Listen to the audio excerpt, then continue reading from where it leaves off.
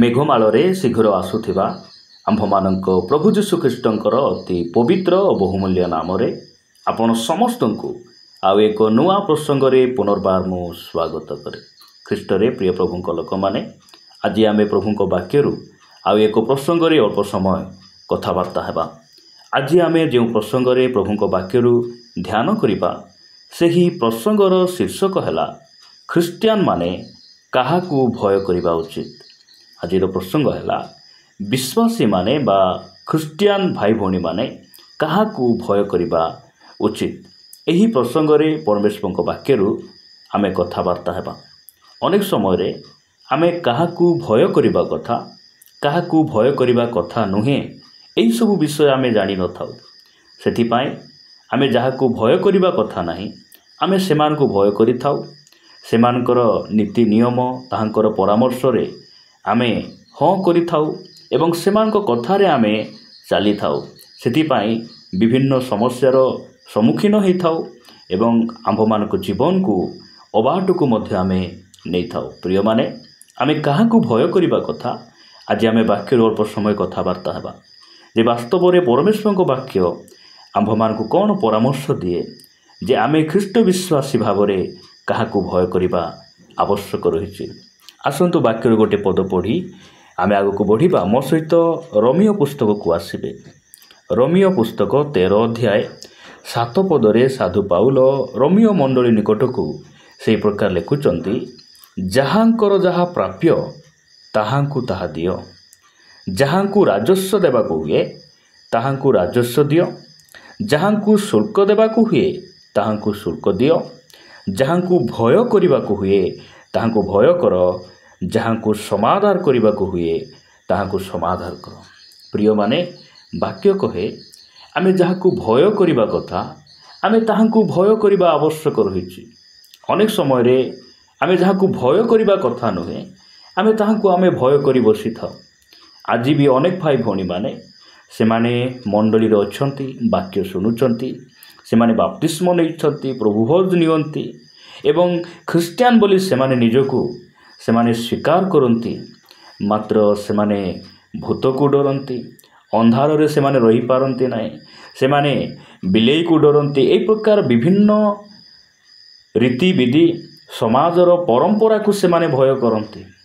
କିନ୍ତୁ ବାକ୍ୟ କହେ ଆମେ ଯାହାକୁ ଭୟ କରିବା କଥା ତାହାକୁ ଆମେ ଭୟ କରିବା। ଯେ ଭୟଯୋଗ୍ୟ, ଯେ ଭୟ ପାଇବା ପାଇଁ, ଆରାଧନା ପୂଜା ପାଇବା ପାଇଁ ଯେ ଯୋଗ୍ୟ ଅଟନ୍ତି, ଆମେ ତାହାଙ୍କୁ ଭୟ କରିବା। ବାକ୍ୟ ଏହା କହେ, ପ୍ରଭୁ ଯୀଶୁଖ୍ରୀଷ୍ଟ ଆମକୁ ସେ ଶିଖାଇଲେ ଯେ ଆମେ କାହାକୁ ଭୟ କରିବା। ପ୍ରିୟ ପ୍ରଭୁଙ୍କ ଲୋକମାନେ, ଏ ବିଷୟକୁ ଆଜି ଆମେ ଜାଣିବା। ପରମେଶ୍ୱର ଆମକୁ ଅନୁଗ୍ରହ କରନ୍ତୁ ଯେ ଆମେ କାହାକୁ ଭୟ କରିବା କଥା। ଖ୍ରୀଷ୍ଟିଆନ ମାନେ କେବେ ହେଲେ ମଧ୍ୟ ଭୂତ ପ୍ରେତକୁ ଭୟ କରିବା କଥା ନୁହେଁ। କାରଣ ଆମର ସହିତ ଯେଉଁ ପରମେଶ୍ୱର ଅଛନ୍ତି, ଦୁନିଆର ସବୁଠାରୁ ଶକ୍ତିଶାଳୀ ପରମେଶ୍ୱର, ସେ ସର୍ବଶକ୍ତିମାନ ଅଟନ୍ତି। ଖ୍ରୀଷ୍ଟିଆନମାନଙ୍କୁ ଯେତେବେଳେ ଭୂତ ଦେଖେ, ପ୍ରେତ ଦେଖେ, ସେ ଭୟଭୀତ ହୋଇ ଥରି ଥରି ପଳାଏ। ମାତ୍ର ଆଜି ଖ୍ରୀଷ୍ଟିଆନ ସମାଜରେ ଅନେକ ଭାଇ ଭଉଣୀମାନେ ସେମାନେ ଭୂତକୁ ଡରନ୍ତି, ପ୍ରେତକୁ ଡରନ୍ତି, ଗୁଣି ମନ୍ତ୍ର, ଏହିସବୁ ବିଷୟକୁ ସେମାନେ ଭୟଭୀତ ହୋଇଯାଆନ୍ତି। ମୁଁ ଆଜି ଆପଣଙ୍କୁ କହିବା ପାଇଁ ଚାହେଁ, ଆପଣ ଏହିସବୁକୁ ଡରିବା ଆବଶ୍ୟକ ନାହିଁ। ଏହିସବୁକୁ ଆପଣ ଭୟ କରିବେ ନାହିଁ। କେତେବେଳେ ଆପଣ ଭୟ କରିବେ ନାହିଁ, ମୁଁ ଆପଣମାନଙ୍କୁ ଗୋଟେ ବାକ୍ୟ ପଢ଼ି ଉତ୍ସାହିତ କରିବା ପାଇଁ ଚାହେଁ। ପ୍ରଭୁ ଯୀଶୁଖ୍ରୀଷ୍ଟ ସେ ଆମ୍ଭମାନଙ୍କୁ କହିଲେ ଯେ ଆମେ କାହାକୁ ଭୟ କରିବା କଥା। ସାଧୁ ପାଉଲ କହିଲେ, ଯାହାକୁ ଭୟ କରିବା ଆବଶ୍ୟକ ତୁମେ ତାହାକୁ ଭୟ କର।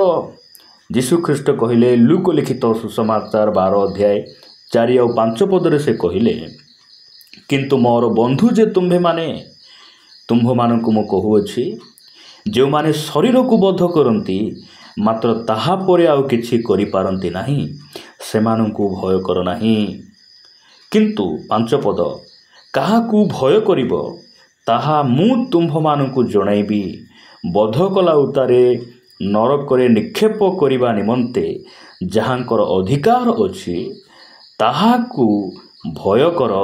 ହଁ, ମୁଁ ତୁମ୍ଭମାନଙ୍କୁ ସତ୍ୟ କହୁଅଛି, ତାହାଙ୍କୁ ଭୟ କର। ପ୍ରଭୁଙ୍କ ନାମର ସ୍ତୁତି ହେଉ, ପ୍ରଭୁଙ୍କ ନାମର ଗୌରବ ହେଉ। ପ୍ରିୟ ପ୍ରଭୁଙ୍କ ଲୋକମାନେ, ପ୍ରଭୁ ଯୀଶୁଖ୍ରୀଷ୍ଟ କହୁଛନ୍ତି, ମୋର ବନ୍ଧୁ ଯେ ତୁମ୍ଭେମାନେ, ଯେଉଁମାନେ ଶରୀରକୁ ବୋଧ କରନ୍ତି ଆଉ ଶରୀରକୁ ବୋଧ କଲା ପରେ ସେମାନେ ଆଉ କିଛି କରିପାରନ୍ତି ନାହିଁ, ସେମାନଙ୍କୁ ଭୟ କର ନାହିଁ। ଆଜି ଅନେକ ଭାଇ ଭଉଣୀମାନେ ସମାଜକୁ ଡରନ୍ତି। ଆଜି ବି ଆପଣ ଯଦି ସମାଜକୁ ଡରୁଛନ୍ତି, ଆଜି ବି ନିନ୍ଦା ତାଳନାକୁ ଆପଣ ଡରୁଛନ୍ତି, ତାହେଲେ ଆପଣଙ୍କ ପାଇଁ ବାକ୍ୟ ଅଟେ। ପ୍ରଭୁ କହୁଛନ୍ତି ଭୟ କର ନାହିଁ। ସେମାନେ ଆପଣଙ୍କର କିଛି କରିପାରିବେ ନାହିଁ। ହେଇପାରେ ଆପଣଙ୍କୁ ଆପଣଙ୍କ ଘର ଭାଙ୍ଗିଦେବେ, ହେଇପାରେ ଆପଣଙ୍କୁ ଶରୀରରେ ଆପଣମାନଙ୍କୁ ମାରି ବଧ କରିଦେବେ, ମାତ୍ର ମୃତ୍ୟୁ କଲା ପରେ ବା ବଧ କଲା ପରେ ସେମାନେ ଆଉ କିଛି କରିପାରିବେ ନାହିଁ। କାରଣ ଆମର ରକ୍ଷାକାରୀ ପରମେଶ୍ୱର ଆମର ଆତ୍ମାକୁ ଉଦ୍ଧାର କରିବା ପାଇଁ ସେ ଆମକୁ ମୁଦ୍ରାଙ୍କିତ କରିଛନ୍ତି, ଆମକୁ ସେ ପରିତ୍ରାଣ ଦେଇଛନ୍ତି। ସେଥିପାଇଁ ଆମକୁ ଏହି ନିନ୍ଦା ତଳନା କରିବା ମନୁଷ୍ୟମାନଙ୍କୁ ଆମେ ଡରିବା ଆବଶ୍ୟକ ନାହିଁ। ସେ କହିଲେ ସେମାନଙ୍କୁ ଭୟ କର ନାହିଁ। କାହାକୁ ଭୟ କରିବା କଥା? ସେ କହୁଛନ୍ତି ପରମେଶ୍ୱରଙ୍କୁ ଭୟ କର। ଆମେ ଯେଉଁ ପରମେଶ୍ୱରଙ୍କର ସେବା କରୁଛୁ, ସେ ଆମର ଶରୀରକୁ କେବଳ ବଧ କରିବାଟା ତାଙ୍କୁ ଜଣା, ତାହା ନୁହେଁ। ଶରୀରକୁ ଯେ ବଧ କଲା ପରେ ମଧ୍ୟ ଆତ୍ମାକୁ ସେ ନରକରେ ପକାଇବା ମଧ୍ୟ ତାଙ୍କ ପାଖରେ ବଳ ଅଛି।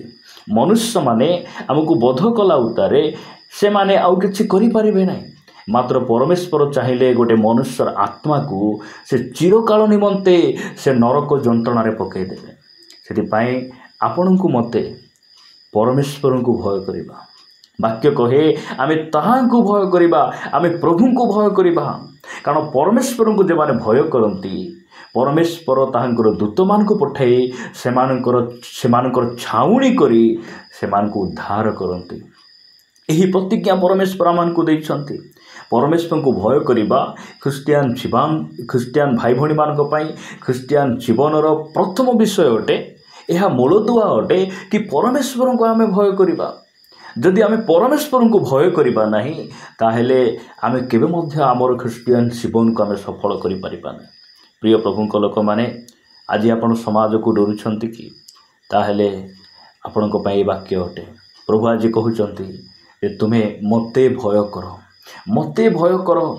ବାକ୍ୟରେ ପ୍ରଭୁ ଯୀଶୁ ଖ୍ରୀଷ୍ଟ ସେ କହିଲେ, ଆପଣ ସମ୍ପୂର୍ଣ୍ଣ ବାକ୍ୟରେ ଦେଖିବେ ଯେ 365 ଥର ଲେଖାଯାଏ ଭୟ କର ନାହିଁ, ଆମେ ତୁମ ସଙ୍ଗରେ ଅଛୁ। ମାତ୍ର ସେହି ପରମେଶ୍ୱର କହୁଛନ୍ତି ଭୟ କର। କାହାକୁ ଭୟ କର? ଭୂତକୁ ଭୟ କର ନାହିଁ, ମରଣକୁ ଭୟ କର ନାହିଁ, ରୋଗକୁ ଭୟ କର ନାହିଁ, ଅଭାବକୁ ଭୟ କର ନାହିଁ। ତୁମେ ମୋତେ ଭୟ କର, ମୋତେ ଭୟ କର। ମୁଁ ତୁମର ପ୍ରଭୁ ଅଟେ, ମୁଁ ତୁମର ପରମେଶ୍ୱର ଅଟେ। ପ୍ରଭୁଙ୍କ ନାମର ଗୌରବ ହେଉ।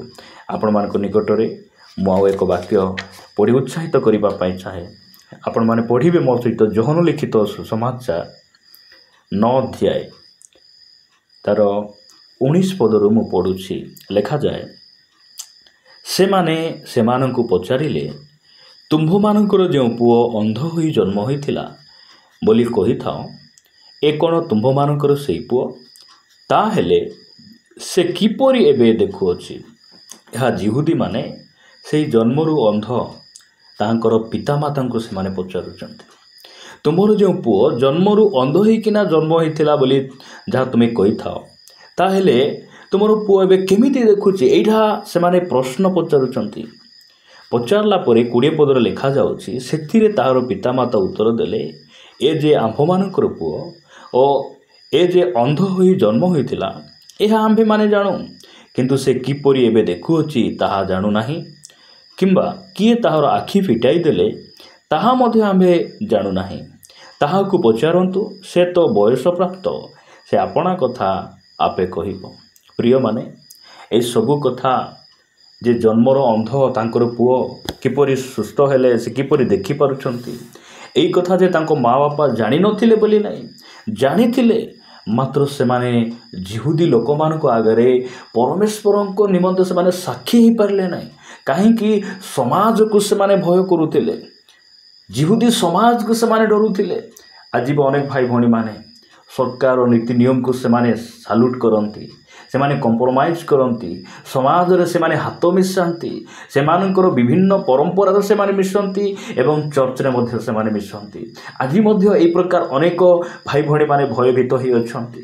ପ୍ରିୟ ପ୍ରଭୁଙ୍କ ଲୋକମାନେ, ମୁଁ କହିବା ପାଇଁ ଚାହେଁ, ଆପଣ ସେହି ବନ୍ଧନରୁ ବାହାରି ଆସନ୍ତୁ। ଆପଣଙ୍କୁ ପରମେଶ୍ୱର ମୁକ୍ତ କରନ୍ତୁ ଆଉ ସେଇ ଭୟର ଫାନ୍ଦରୁ ଆପଣଙ୍କୁ ମୁକ୍ତ କରନ୍ତୁ, ବାହାର କରି ଆଣନ୍ତୁ। ଏହା ମୋର ପ୍ରାର୍ଥନା।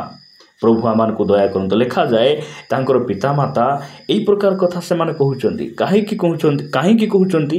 ଲେଖାଯାଉଛି 22 ପଦ, ତାହାର ପିତାମାତା ଯିହୁଦୀମାନଙ୍କୁ ଭୟ କରୁଥିବାରୁ ଏହି ସମସ୍ତ କଥା କହିଲେ, କାରଣ ଯଦି କେହି ତାହାଙ୍କୁ ଖ୍ରୀଷ୍ଟ ବୋଲି ସ୍ୱୀକାର କରେ ତାହେଲେ ସେ ସମାଜଚ୍ୟୁତ କରାଯିବ ବୋଲି ସେଥିପୂର୍ବେ ଯିହୁଦୀମାନେ ଏକମତ ହୋଇଥିଲେ। 23 ପଦ, ଅତଏବ ତାହାର ପିତାମାତା କହିଲେ, ସେ ବୟସ ପ୍ରାପ୍ତ, ତାହାକୁ ପଚାରନ୍ତୁ। 24 ପଦ, ସେଥିରେ ପୂର୍ବରେ ଅନ୍ଧ ଥିବା ଲୋକକୁ ସେମାନେ ଦ୍ୱିତୀୟ ଥର ଡାକି କହିଲେ, ଈଶ୍ୱରଙ୍କୁ ଗୌରବ ଦିଅ, ସେ ଲୋକଟା ଯେ ପାପୀ ଏହା ଆମ୍ଭେମାନେ ଜାଣୁ।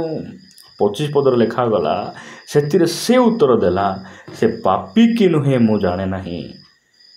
ମୁଁ ଗୋଟିଏ ବିଷୟ ଜାଣେ, ମୁଁ ଅନ୍ଧ ଥିଲି, ଏବେ ଦେଖିପାରୁଅଛି। ତାଙ୍କର ପିତାମାତା ସମାଜକୁ ଭୟ କରୁଛନ୍ତି। ମାତ୍ର ଏହି ଯେଉଁ ଅନ୍ଧ ବ୍ୟକ୍ତି ଆଖି ଫିଟିଗଲା ପରେ ସେ ସମାଜକୁ ଡରୁ ନାହାନ୍ତି, ସେ ପରମେଶ୍ୱରଙ୍କୁ ଭୟ କରୁଛନ୍ତି। ସମାଜର ନିୟମକୁ ଡରୁ ନାହାନ୍ତି, ସେ ପରମେଶ୍ୱରଙ୍କୁ ଭୟ କରୁଛନ୍ତି। କାହିଁକି ସେ ପରମେଶ୍ୱରଙ୍କୁ ଭୟ କରୁଛନ୍ତି? ଅନ୍ଧ ଥିଲାବେଳେ ଏ ସମାଜର ଲୋକମାନେ ଆଖି ପାଇଁ, ଏହି ବ୍ୟକ୍ତି ଚଳିବା ପାଇଁ, ଏ ବ୍ୟକ୍ତିର ଭବିଷ୍ୟତ ପାଇଁ କେହି ମଧ୍ୟ ଚିନ୍ତା କଲେ ନାହିଁ। ସମାଜର ଲୋକମାନେ କେବେ ହେଲେ ଏହି ଅନ୍ଧ ବ୍ୟକ୍ତିକୁ ପଚାରୁନଥିଲେ। ମାତ୍ର ଏହି ଅନ୍ଧ ଥିବା ସମୟରେ, ରାସ୍ତା ଦେଖାଯାଉନଥିବା ସମୟରେ, ନିରୁପାୟ ସମୟରେ ଯୀଶୁଖ୍ରୀଷ୍ଟ ଯେ ସେହି ଅନ୍ଧ ବ୍ୟକ୍ତିର ଆଖିକୁ ଫିଟାଇଲେ, ଯୀଶୁଖ୍ରୀଷ୍ଟ ଯେ ସେହି ଅନ୍ଧ ବ୍ୟକ୍ତିର ପରିସ୍ଥିତିକୁ ବଦଳାଇ ଦେଲେ, ସେଥିପାଇଁ ସେ କହୁଛନ୍ତି ସମାଜ ମୋ ପାଇଁ ବଡ଼ ନାହିଁ, ପିତାମାତା ମୋ ପାଇଁ ବଡ଼ ନାହିଁ, ମୋ ପାଇଁ ମୋର ପ୍ରଭୁ ବଡ଼, ଯେ ମୋତେ ଆଖି ଦେଖାଇଲେ, ଯେ ମୋର ଆଖିକୁ ଫିଟାଇଲେ। ଆମ୍ଭେ ମଧ୍ୟ ଏହି ପ୍ରକାର ଅନ୍ଧ ଥିଲୁ। ଆମେ ସମାଜର ନୀତି ନିୟମକୁ ଆମେ ପ୍ରାଧାନ୍ୟ ଦେଉଥିଲୁ। ଆମେ ମଧ୍ୟ ପୂର୍ବପୁରୁଷର ପରମ୍ପରାରେ ଥିଲୁ। ଆମେ ମଧ୍ୟ ମୂର୍ତ୍ତି ପୂଜା, ବିଭିନ୍ନ ପାପରେ ଆମେ ଲିପ୍ତ ଥିଲୁ। ମାତ୍ର ପରମେଶ୍ୱର ଆମମାନଙ୍କର ଆଖିକୁ ଫିଟାଇଲେ, ଆମକୁ ସେ ସତ୍ୟତା ଜଣାଇଲେ। ସେଥିପାଇଁ ତାହାଙ୍କ ନାମର ଗୌରବ ହଉ।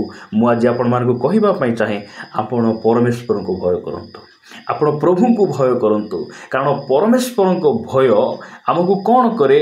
ଫାନ୍ଦରୁ ମୁକ୍ତ କରେ, ବନ୍ଧନରୁ ମୁକ୍ତ କରେ। ପ୍ରଭୁଙ୍କ ନାମର ସ୍ତୁତି ହେଉ। ଆପଣମାନେ ଗୋଟେ ବାକ୍ୟ ପଢ଼ିବେ। ଶେଷରେ ଗୋଟେ ବାକ୍ୟ ପଢ଼ି ମୁଁ ଆପଣମାନଙ୍କ ନିମନ୍ତେ ପ୍ରାର୍ଥନା କରିବା ପାଇଁ ଚାହେଁ।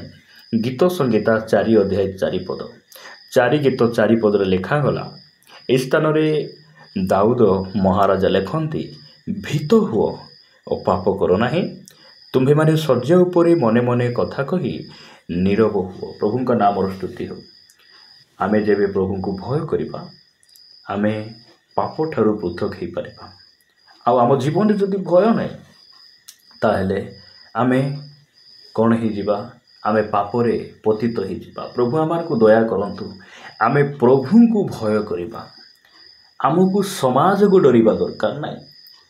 ଆମକୁ ସମାଜର ରୀତିନୀତି, ବିଧିବିଧାନକୁ ଆମେ ପ୍ରାଧାନ୍ୟ ଦେବା ଆବଶ୍ୟକ ନାହିଁ। ଭୂତ ପ୍ରେତକୁ ଆମେ ଡରିବା ଆବଶ୍ୟକ ନାହିଁ। ଆମେ ଆମର ପ୍ରଭୁଙ୍କୁ ଆମେ ଭୟ କରିବା। ପ୍ରଭୁଙ୍କୁ ଭୟ କରିବା। ଖ୍ରୀଷ୍ଟ ବିଶ୍ୱାସୀମାନେ ତାହାଙ୍କର ପ୍ରଭୁକୁ ସେମାନେ ପ୍ରାଧାନ୍ୟ ଦିଅନ୍ତି, ତାହାଙ୍କର ପରମେଶ୍ୱରଙ୍କୁ ସେମାନେ ଭୟ କରନ୍ତି। ଏହା ବାକ୍ୟ କହି ପ୍ରଭୁ ଯୀଶୁଖ୍ରୀଷ୍ଟ କହିଲେ, କାହାକୁ ଭୟ କରିବା କଥା ମୁଁ ତୁମକୁ ଶିଖାଇବି, ଯେ ତୁମର ଆତ୍ମାକୁ ମଧ୍ୟ ଶରୀରରେ ସେ ନିକ୍ଷେପ କରି, ନରକରେ ସେ ନିକ୍ଷେପ କରିପାରନ୍ତି, ସେହି ପରମେଶ୍ୱରଙ୍କୁ ତୁମେ ଭୟ କର। ପ୍ରଭୁ ଏ ବାକ୍ୟ ଦେଇ ଆମ ସମସ୍ତଙ୍କୁ ପ୍ରଚୁର ଭାବରେ ଆଶୀର୍ବାଦ କରନ୍ତୁ। ପଦେ ପ୍ରାର୍ଥନା କରିବା। ପ୍ରେମିକ ସ୍ୱର୍ଗୀୟ ପିତା, ଆମେ ତୁମକୁ ଧନ୍ୟବାଦ ଦେଉଛୁ, ଗୌରବ କରୁଛୁ। ପ୍ରଭୁ, ତୁମ ବାକ୍ୟ ଦ୍ୱାରା ଆମମାନଙ୍କୁ କଥା ହେଇଛ। ତୁମ ନାମର ସ୍ତୁତି ହେଉ। ତୁମେ ଆଜି କହିଲ ଆମେ କାହାକୁ ଭୟ କରିବା କଥା? ଭୟଯୋଗ୍ୟ ପରମେଶ୍ୱର କେବଳ ତୁମେ ଅଟ। ବାପା, ଆଜି ବି ଆମ ପାଖରେ ଅନେକ ଦୁର୍ବଳତା ରହିଛି। ଅନେକ ସମୟରେ ଆମେ ଲୋକଙ୍କୁ ଭୟ କରିଛୁ, ମୃତ୍ୟୁକୁ ଭୟ କରିଛୁ, ଅଭାବକୁ ଭୟ କରିଛୁ, ସମାଜକୁ ଡରିଛୁ, ଭୂତ ପ୍ରେତକୁ ଭୟ କରିଛୁ। ପିତା, ତୁମେ ଆମମାନଙ୍କୁ ଭୟରୁ ମୁକ୍ତ କର। ବାପା, ବନ୍ଧନରୁ ମୁକ୍ତ କରି ତୁମେ ଗୌରବ ପାଅ। ପ୍ରାର୍ଥନା ପ୍ରିୟ ପ୍ରଭୁ ଯୀଶୁଙ୍କ ନାମରେ ମାଗୁଛୁ। ଆମେନ୍, ଆମେନ୍। ପ୍ରଭୁ ସମସ୍ତଙ୍କୁ ପ୍ରଚୁର ଭାବରେ ଆଶୀର୍ବାଦ କରନ୍ତୁ।